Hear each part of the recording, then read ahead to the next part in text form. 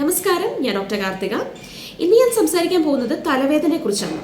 തലവേദന വരുമ്പോൾ എന്തൊക്കെ കാര്യങ്ങൾ ശ്രദ്ധിക്കണം, തലവേദനയുടെ ലക്ഷണങ്ങൾ എന്തൊക്കെയാണ്, പിന്നെ അപകടകരമായിട്ടുള്ള തലവേദനയെ നമുക്ക് എങ്ങനെ തിരിച്ചറിയാൻ സാധിക്കും. വീഡിയോയിലോട്ട് പോകാം. തലവേദന പ്രധാനമായിട്ട് രണ്ട് തരത്തിലാണ് ഉള്ളത്. ഒന്ന് പ്രൈമറി ഹെഡേക്ക്, രണ്ടാമത്തത് സെക്കൻഡറി ഹെഡേക്ക്. ഈ പ്രൈമറി ഹെഡേക്ക് എന്ന് പറയുമ്പോൾ തലയുടെ എന്തെങ്കിലും സ്ട്രക്ചേഴ്സിൻ്റെ, അതായത് തലയുടെ ബ്ലഡ് വെസൽസിൻ്റെയോ തലയുടെ നെർവ്സിൻ്റെയോ അല്ലെങ്കിൽ തലയുടെ മസിൽസിൻ്റെയോ അല്ലെങ്കിൽ എന്തെങ്കിലും കെമിക്കൽ ന്യൂറോ ട്രാൻസ്മിറ്റേഴ്സ്, ബ്രെയിനിലോട്ട് സിഗ്നൽ കൊടുക്കുന്ന എന്തെങ്കിലും കെമിക്കൽ മെസ്സഞ്ചേഴ്സിൻ്റെയൊക്കെ ഇറിറ്റേഷനോ ഇൻഫ്ലമേഷനോ അല്ലെങ്കിൽ അമിതമായിട്ടുള്ള പ്രവർത്തനമോ അല്ലെങ്കിൽ അത് പ്രവർത്തിക്കാതിരിക്കുന്നത് കൊണ്ടുണ്ടാകുന്ന വേദനയാണ് ഈ പ്രൈമറി ഹെഡേക്ക് എന്ന് പറയുന്നത്. അത് മെയിനായിട്ട് ടെൻഷൻ ഹെഡേക്ക് ആകാം, അല്ലെങ്കിൽ ചെന്നിക്കുത്ത് മൈഗ്രെയിൻ ആകാം, അല്ലെങ്കിൽ ക്ലസ്റ്റർ ഹെഡേക്കും ഒക്കെ പോലെ നമുക്ക് കാണപ്പെടാൻ സാധിക്കും. സെക്കൻഡറി ഹെഡേക്ക് എന്ന് പറയുമ്പോഴത്തേക്കും എന്തെങ്കിലും രോഗകാരണങ്ങൾ കൊണ്ടുണ്ടാകുന്ന ഹെഡേക്കാണ്. അതായത് എന്തെങ്കിലും അണ്ടർലൈൻ കണ്ടീഷൻസ് ഉണ്ട്, അസുഖങ്ങളുണ്ട്, അതിൽ നിന്ന് വരുന്ന ഒരു സിംറ്റമായിട്ട് വരുന്ന ഹെഡേക്കാണ്. അതായത് സൈനസൈറ്റിസ് വരാം, നമുക്ക് സൈനസിൻ്റെ ഇൻഫ്ലമേഷൻ കൊണ്ട്, മെനിഞ്ചൈറ്റിസ് അതായത് ബ്രെയിനിൻ്റെ കവറിങ്ങിൻ്റെ മെനിഞ്ചസിൻ്റെ ഇൻഫ്ലമേഷൻ കൊണ്ട് മെനിഞ്ചൈറ്റിസ് വരാം, പിന്നെ ഹൈപ്പർ ടെൻഷൻ കൊണ്ട് തലവേദന വരാം. അപ്പോൾ അതൊക്കെയാണ് സെക്കൻഡറി ഹെഡേക്ക് എന്ന് പറയുന്നത്. അപ്പം നമുക്കൊരു തലവേദന വരുമ്പോൾ നമ്മൾ ശ്രദ്ധിക്കണം അത് എന്തുകൊണ്ട് നമ്മുടെ തലവേദന ഉണ്ടാകുന്നു, അതിൻ്റെ രോഗലക്ഷണങ്ങളും പിന്നെ നമ്മൾ എന്ത് ചെയ്യുമ്പോഴാണ് നമ്മൾ തലവേദന ഉണ്ടാവുന്നതെന്നുള്ള ശ്രദ്ധിക്കേണ്ട വളരെ പ്രധാനമുള്ള ഒരു കാര്യമാണ്. ഇനി തലവേദനയുടെ രോഗകാരണങ്ങളും ട്രിഗറിങ് ഫാക്ടേഴ്സ് ഏതൊക്കെയാണെന്ന് നമുക്ക് നോക്കാം. അതായത് നമുക്ക് തലവേദന എപ്പോഴൊക്കെ നമുക്ക് തലവേദന വരാം, നമുക്ക് കറക്റ്റായിട്ട് ഉറക്കം കിട്ടിയില്ല, ഉറക്കക്കുറവുണ്ടെങ്കിൽ നമുക്ക് തലവേദന വരാം. പിന്നീട് നമ്മൾ കറക്റ്റായിട്ട് ഭക്ഷണം കഴിക്കുന്നില്ല, അങ്ങനെയാണെങ്കിൽ നമുക്ക് തലവേദന വരാം. പിന്നെ ഭയങ്കര മാനസിക സമ്മർദ്ദം, ഭയങ്കര സ്ട്രെസ്സാണ്, അങ്ങനെയാണെങ്കിൽ നമുക്ക് തലവേദന വരാം. പിന്നെ നമ്മുടെ പോസ്ചർ, നമ്മൾ ഇരുന്നുള്ള വർക്കാണ്, നമ്മൾ IT ഒക്കെയാണ്, അല്ലെങ്കിൽ കമ്പ്യൂട്ടർ ഒരുപാട് ഉപയോഗിക്കേണ്ടി വന്നു, കുനിഞ്ഞിരുന്ന് തലയുടെ കഴുത്തൊക്കെ കുനിഞ്ഞിരുന്ന് നമ്മൾ കുറേ സമയം മൊബൈലോ ലാപ്ടോപ്പൊക്കെ നോക്കുകയാണെങ്കിൽ അതൊക്കെ നമുക്ക് നെക്കിൻ്റെ മസിലിൻ്റെ ടെൻഷൻ കൂടിയിട്ട് സെർവൈക്കോജനിക് ആയിട്ടുള്ള കോസസ് കൊണ്ടും തലവേദന വരാം. അപ്പം ഹോർമോണൽ ഇംബാലൻസ് കൊണ്ട്, ഈസ്ട്രോജൻ്റെയും പ്രൊജസ്ട്രോണിൻ്റെയും ഒക്കെ ഹോർമോണൽ ഇംബാലൻസ് കൊണ്ടിട്ട് നമുക്ക് ഫ്ലക്ച്വേഷൻസ് കൊണ്ടിട്ട് തലവേദന വരാം. പിന്നെ സെറട്ടോണിൻ, മെലട്ടോണിൻ അതിൻ്റെയൊക്കെ വ്യത്യാസം കൊണ്ടിട്ട് നമുക്ക് തലവേദന വരാം. പിന്നെ ന്യൂട്രീഷണൽ ഡെഫിഷ്യൻസി, അതായത് മാഗ്നീഷ്യത്തിൻ്റെ കുറവ് കൊണ്ട് തലവേദന വരാം, വൈറ്റമിൻ B12 കുറവാണെങ്കിൽ വരാം തലവേദന, അയൺ ഡെഫിഷ്യൻസി കൊണ്ട്, അയൺ ഇല്ല എങ്കിൽ തലവേദന വരാം, വൈറ്റമിൻ D ഡെഫിഷ്യൻസി ഉണ്ടെങ്കിലും തലവേദന വരാം. അപ്പം ഇങ്ങനെ പല കാരണങ്ങളുണ്ട് തലവേദനയ്ക്ക് അല്ലേ. പിന്നീട് നമ്മൾ പ്രോപ്പറായിട്ട് എക്സസൈസ് ചെയ്യുന്നില്ല, നമ്മുടെ ശരീരം അനങ്ങുന്നില്ല, സെഡൻറ്ററി ആയിട്ടുള്ള ലൈഫ് സ്റ്റൈലാണ്, അങ്ങനെയാണെങ്കിൽ തലവേദന വരാം. പിന്നെ അമിതമായിട്ട് പെയിൻ കില്ലേഴ്സ് എടുക്കുന്നുണ്ടെങ്കിൽ അങ്ങനെ നമുക്ക് തലവേദന വരാം. അപ്പം ഇതിൻ്റെ കാരണങ്ങളെന്ന് പറയുന്നത് നമുക്ക് കറക്റ്റായിട്ടുള്ള ഭക്ഷണം കഴിക്കുക, പിന്നെ കറക്റ്റായിട്ട് ഉറങ്ങുക, അമിതമായിട്ടുള്ള ഭക്ഷണം കഴിക്കുക, അങ്ങനെയാണെങ്കിലും തലവേദന വരാം. പിന്നെ ചില ഭക്ഷണങ്ങൾ, അതായത് അമിതമായിട്ടുള്ള കാപ്പിയുടെ ഉപയോഗം, cheese, processed foods, dark chocolate ഇങ്ങനെയൊക്കെയുള്ള ഭക്ഷണങ്ങൾ കഴിച്ചു കഴിഞ്ഞാലും തലവേദന വരാം. ചില ഭക്ഷണങ്ങൾ തലവേദന ഉണ്ടാക്കുന്നതാണ്. പിന്നെ ഭക്ഷണം അമിതമായിട്ട് കഴിച്ചു കഴിഞ്ഞാലും തലവേദന വരാം. അപ്പം ഇങ്ങനെ പല കാരണങ്ങളുണ്ട്. അപ്പം കറക്റ്റായിട്ടുള്ള നമ്മൾ ഉറക്കം കറക്റ്റായിട്ട് ശ്രദ്ധിക്കുക, ഒരേ സമയത്ത് ഭക്ഷണം കഴിക്കാൻ നോക്കുക, സ്ട്രെസ് ഒഴിവാക്കുക, എന്തെങ്കിലും ചെറിയ യോഗ, മെഡിറ്റേഷൻ, എക്സസൈസ് ചെയ്തിട്ട് സ്ട്രെസ് ഒഴിവാക്കാം. പിന്നെ നമ്മുടെ പോസ്ചർ, എസ്പെഷ്യലി നമ്മുടെ ഹെഡിൻ്റെ പോസ്ചർ മെയിൻറ്റെയിൻ ചെയ്യുക എന്നുള്ളത് വളരെ പ്രധാനമുള്ളൊരു കാര്യമാണ്. പിന്നെ നമ്മുടെ ഹോർമോണൽ ഇംബാലൻസ് ഉണ്ടോ നമ്മൾ ചെക്ക് ചെയ്യണം. Nutritional deficiency, magnesium, vitamin D, iron, B12 ഇതെല്ലാത്തിൻ്റെയും അളവൊക്കെ വളരെ ഇമ്പോർട്ടൻ്റ് ആണ്. അപ്പോൾ അതൊക്കെ നമ്മൾ നോക്കുന്നതിലൂടെ നമുക്ക് തലവേദനയുടെ രോഗകാരണങ്ങൾ എന്താണെന്ന് നമുക്ക് വരുന്ന തലവേദന എങ്ങനെയാണെന്നുള്ളത് തിരിച്ചറിയാൻ സഹായിക്കുന്ന കാര്യങ്ങളാണ്. ഇനി തലവേദന പലതരത്തിലുണ്ട്. ഡിഫറെൻറ്റ് ടൈപ്സ് ഓഫ് ഹെഡേക്ക് ഏതാണെന്ന് നോക്കാം. അതായത് ഒന്നാമതായിട്ട് ടെൻഷൻ ഹെഡേക്ക് എന്ന് പറയും അല്ലേ. ഈ ടെൻഷൻ ഹെഡേക്ക് എന്ന് പറയുമ്പോൾ നമ്മുടെ നെക്കിൻ്റെ മസിൽസ്, കഴുത്തിൻ്റെ പുറകിലുള്ള മസിൽസിന് ടെൻഷൻ കൂടിയിട്ട് വരുന്ന ഹെഡേക്കാണ്. അതിന് ഇൻഫ്ലമേഷനോ അല്ലെങ്കിൽ ടെൻഷനൊക്കെ കൂടിയിട്ട് വരുന്ന ഹെഡേക്കാണ് ടെൻഷൻ ഹെഡേക്ക് എന്ന് പറയുന്നത്. അതായത് അമിതമായിട്ടുള്ള നമ്മുടെ പോസ്ചറിൻ്റെ കുഴപ്പം, അമിതമായിട്ട് നമ്മൾ കുനിഞ്ഞിരുന്നല്ലേ മൊബൈൽ നോക്കുക, ലാപ്ടോപ്പ് നോക്കുക, അങ്ങനെ നമ്മുടെ കഴുത്തിൻ്റെ സ്ട്രെയിൻ കൂടിയിട്ട് നമുക്ക് നെക്ക് മസിൽസിന് ടെൻഷൻ വന്നിട്ട് തലയുടെ പുറകിൽ നിന്ന് നമ്മുടെ നെറ്റിയുടെ കണ്ണിൻ്റെ മേളിലോട്ടുള്ള വേദന വരാം. അത് ടെൻഷൻ ഹെഡേക്ക് എന്ന് പറയാം. പിന്നെ അതുപോലെ തന്നെ സെർവൈക്കോജനിക് കോസസ് ആയിട്ട് വരാം. അതായത് നെക്കിൻ്റെ ബോണിന് എന്തെങ്കിലും പ്രോബ്ലം ഉണ്ടെങ്കിൽ ഇൻഫ്ലമേഷനോ ഒക്കെ വന്നിട്ട് നമുക്ക് ഹെഡേക്ക് വരാം. അത് സെർവൈക്കോജനിക് കോസസ് കൊണ്ടിട്ടുള്ള ഹെഡേക്ക് വരാം. അത് തലയുടെ പുറകിൽ നിന്ന് വേദന വന്നിട്ട് നെറ്റിലോട്ട് വ്യാപിക്കുന്ന തരത്തിലുള്ള ഹെഡേക്ക് ആകാം.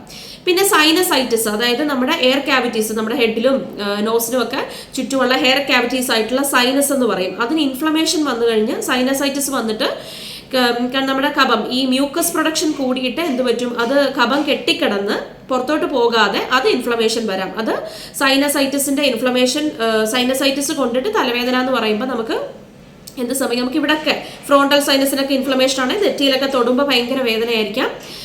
പിന്നെ നമ്മുടെ കണ്ണിന് താഴെയൊക്കെ തൊടുമ്പോൾ ഫേസിന്റെ റീജിയനിലും ഒക്കെ വേദനയായിരിക്കും. അതായത് ഫ്രോണ്ടൽ സൈനസൈറ്റിസോ അല്ലെ മാക്സിലറി സൈനസൈറ്റിസ് ഒക്കെ പോലെ, അതായത് ഇവിടെയൊക്കെ വേദനയായിരിക്കും. ആ സമയത്തൊക്കെ എന്ന് പറഞ്ഞാൽ മാക്സിലറി സൈനസൈറ്റിസ് ഒക്കെ നമ്മൾ ഭക്ഷണം കഴിക്കാൻ വേണ്ടി നമ്മൾ ചവയ്ക്കുന്ന സമയത്തൊക്കെ വേദന ഇങ്ങനെ വന്നു പോകുന്നതായിട്ട് നമുക്ക് ഫീൽ ചെയ്യും. അപ്പോൾ അതൊക്കെ ഈ ഫേസിന് ചുറ്റോട്ട് എക്സ്റ്റെൻഡ് ചെയ്യുന്ന വേദന, ഈ നമ്മൾ തൊടുമ്പോൾ ഭയങ്കര പെയിനൊക്കെയാണ് സൈനസൈറ്റിസ് ആയിരിക്കും. ഭയങ്കര മൂക്ക് അടപ്പുണ്ടായിരിക്കും, ഭയങ്കര കഫക്കെട്ടൊക്കെ നമുക്ക് ഫീൽ ചെയ്യും. ചിലപ്പോൾ നമുക്ക് സ്മെല്ല് അറിയാൻ പറ്റത്തില്ല സൈനസൈറ്റിസിന്റെ കൂട്ടത്തിൽ, അല്ലെങ്കിൽ രുചിയൊന്നും അറിയാൻ പറ്റാത്തതായിട്ടുള്ള വേദനയായിരിക്കും സൈനസൈറ്റിസിന്റെ. പിന്നീട് മൈഗ്രെയിൻ, ചെന്നിക്കുത്തെന്ന് പറയും. ചെന്നിക്കുത്തെന്ന് പറയുന്ന ആ സമയത്ത് വരുമ്പോൾ നമ്മുടെ തലയുടെ ഒരു സൈഡിൽ നിന്ന് വരുന്ന തലവേദന ആയിരിക്കും. ചിലപ്പോൾ കണ്ണിന്റെ ഒരു സൈഡിലായിരിക്കും.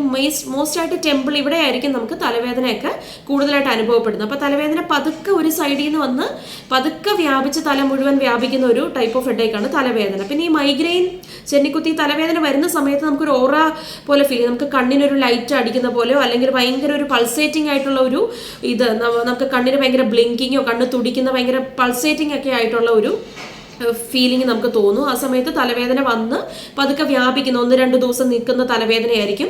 ആ തലവേദന എന്ന് പറയുന്ന സമയത്ത് നമുക്ക് ആ തലവേദന ചിലപ്പം ഭയങ്കരമായിട്ട് ഒരു മനംപുരട്ടൽ കാണും തലവേദനയുടെ കൂട്ടത്തിൽ. പിന്നെ അത് ഛർദ്ദിച്ചു കഴിഞ്ഞാലായിരിക്കും അതിനൊരു ആശ്വാസം കിട്ടുന്നത്. അങ്ങനത്തെ തലവേദനയായിരിക്കും മൈഗ്രെയിൻ്റെത്.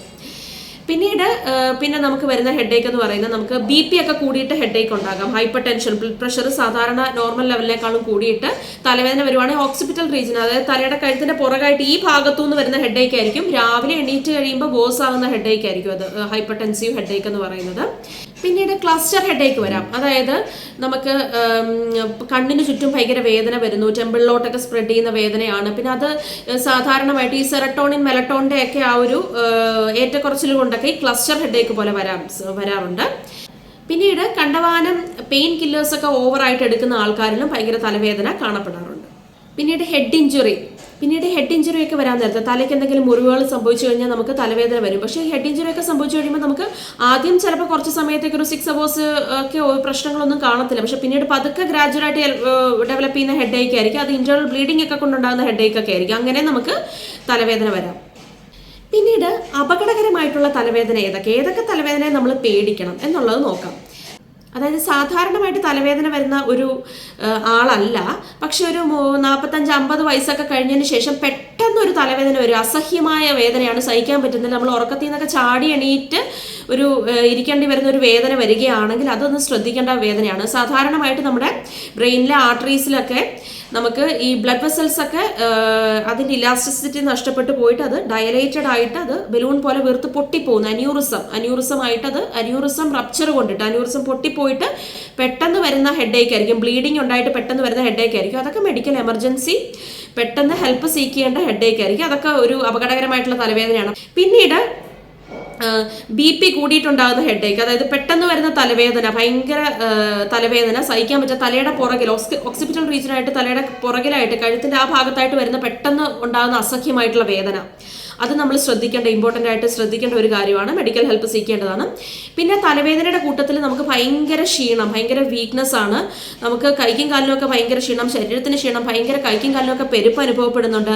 നമുക്കൊരു ചെറിയ വിഷൻ ഡിസ്റ്റർബൻസസ് ഉണ്ട്, കാഴ്ചയ്ക്ക് ഒരു മങ്ങൽ പോലുണ്ട്. പിന്നെ നമുക്ക് സംസാരിക്കുമ്പോഴത്തേക്കും ഭയങ്കര ബുദ്ധിമുട്ട്, സംസാരിക്കാൻ പറ്റുന്നില്ല, നാക്ക് കുഴയുന്നു, അങ്ങനെ സ്പീച്ച് ഒന്നും പറ്റുന്നില്ല. അങ്ങനെയൊക്കെയുള്ള തലവേദനകളെന്ന് പറയുന്നത് വളരെ ഇമ്പോർട്ടൻ്റ് ആണ്, ശ്രദ്ധിക്കേണ്ടതാണ്. അതൊക്കെ സ്ട്രോക്കുമായിട്ടൊക്കെ റിലേറ്റഡ് ആയിട്ട് വരുന്ന ഹെഡേക്കാണ്. അപ്പോൾ അത് ന്യൂറോളജിക്കൽ എന്തെങ്കിലും പ്രോബ്ലം ഉണ്ടായിട്ട് ബന്ധപ്പെട്ട് വരുന്ന തലവേദനകൾ, അതൊക്കെ മെഡിക്കൽ ഹെൽപ്പ് സീക്കേണ്ട ഹെഡേക്സ് ആണ്. പിന്നീട് തലവേദനയുടെ കൂട്ടത്തിൽ പനി വരുന്നു, ഭയങ്കരമായിട്ട് നെക്കിന് ഭയങ്കര സ്റ്റിഫ്നെസ് ആണ്, ഭയങ്കര ഒരു വോമിറ്റിംഗ് ടെംപ്റ്റേഷൻ, കൺഫ്യൂഷനൊക്കെ ഉണ്ട്. അങ്ങനെയൊക്കെയുള്ള ഹെഡേക്ക് എന്ന് പറയുന്നത് ശ്രദ്ധിക്കണം. അത് ഈ മെനിഞ്ചൈറ്റിസിൻ്റെ ഒക്കെ ഹെഡേക്കാണ്. അപ്പോൾ തലവേദനയുടെ കൂട്ടത്തിൽ ഭയങ്കര പനി, നെക്കിന് ഭയങ്കര സ്റ്റിഫ്നെസ് ആണ്, വോമിറ്റിംഗ് ഒക്കെ ഉണ്ട്, കൺഫ്യൂഷനൊക്കെ ഉണ്ടെങ്കിൽ ന്യൂറോളജിക്കലി അസോസിയേറ്റ് ചെയ്ത ഹെഡേക്കാണ് വരാൻ ചാൻസ് കൂടുതൽ. അതായത് മെനിഞ്ചൈറ്റിസ് പോലുള്ള കണ്ടീഷൻസിന്, മെനിഞ്ചസിന് ഇൻഫ്ലമേഷൻ വരുന്ന കണ്ടീഷനും അങ്ങനെയുള്ള ഹെഡേക്കാണ് കാണപ്പെടുന്നത്. അതും ഒന്ന് ശ്രദ്ധിക്കേണ്ട ഹെഡേക്കാണ്.